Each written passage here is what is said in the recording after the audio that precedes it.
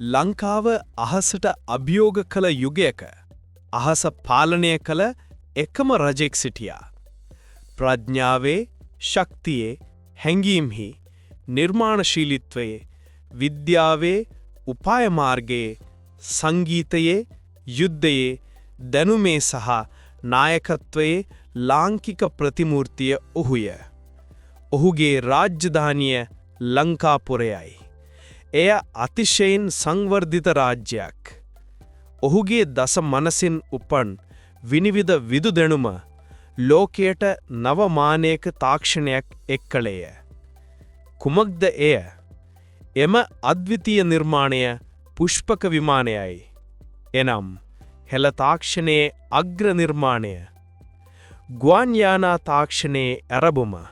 අහස කැළඹෙනතුරු සමස්ත ලෝකයේ හෙළයේ මහරජුවන රාවණ නාමය සදා මතකයේ තබාගනු ඇත.